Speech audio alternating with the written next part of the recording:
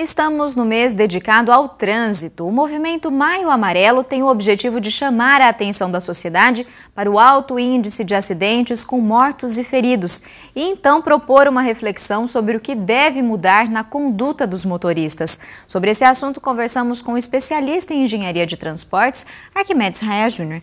Boa noite, Arquimedes. Muito obrigada por estar aqui com a gente hoje. Boa noite, é um prazer estar aqui.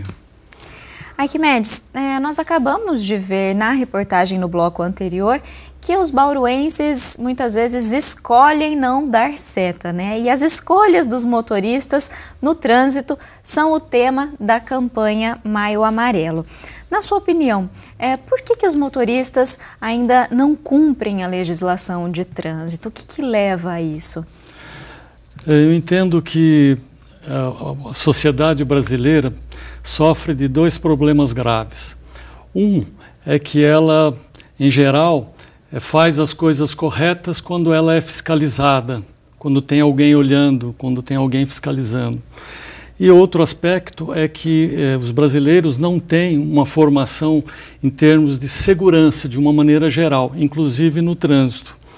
Isso faz com que as pessoas não estimem as consequências dos seus atos pouco seguros. E essa posição no trânsito, esse comportamento é fruto disso. Ele não avalia o que pode acontecer a partir daquela ação que ele fez ou que ele deixou de fazer. E aí se submete a tantos riscos. Exatamente. Ele acha que o acidente ocorre sempre com o outro, né? Com ele nunca deverá acontecer. Com isso, né, não tem uma direção preventiva em relação aos acidentes. Sobre essa questão da fiscalização que você mencionou, só no primeiro trimestre deste ano já foram aplicadas mais de 22 mil multas aqui na cidade. E as mais recorrentes são excesso de velocidade e uso do celular.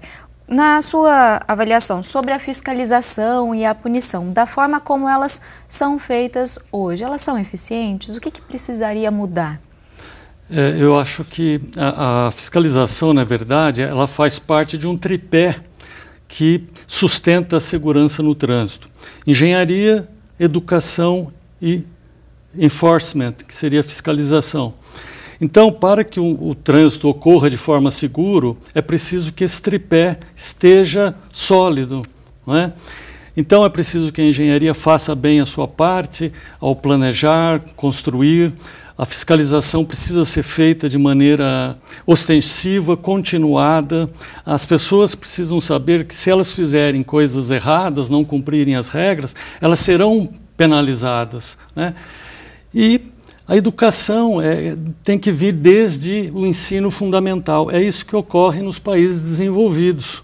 As crianças pequenininhas já saem com formação em educação para o trânsito. Quando chegarem na idade adulta, eles já terão incorporado, né, aquele comportamento que vem lá desde os primeiros anos de idade.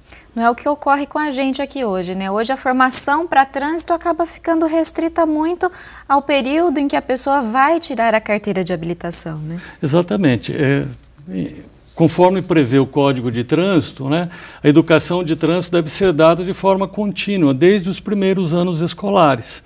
Aí sim você forma pessoas com mentalidades seguras, né, inclusive com noções de cidadania, porque quando a gente não obedece às leis de trânsito, a gente transgride essa regra de cidadania, né, que é viver bem com as demais pessoas que estão à nossa volta, né?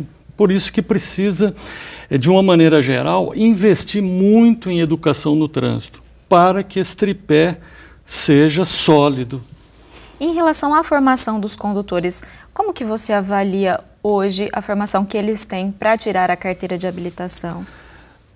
Eu considero que é totalmente insuficiente. Eu vou dar um exemplo. A formação de um torneiro mecânico, né, que é o responsável por uma máquina estática, que ao que se sabe não mata ninguém, ele geralmente faz 2 anos de escola Senai. Esse operador de uma máquina mortal, que é o automóvel, o caminhão ou o ônibus, ele tem algumas aulas, dura poucas semanas, e ele já está habilitado a conduzir essa máquina que desenvolve altas velocidades, altamente mortífera, né?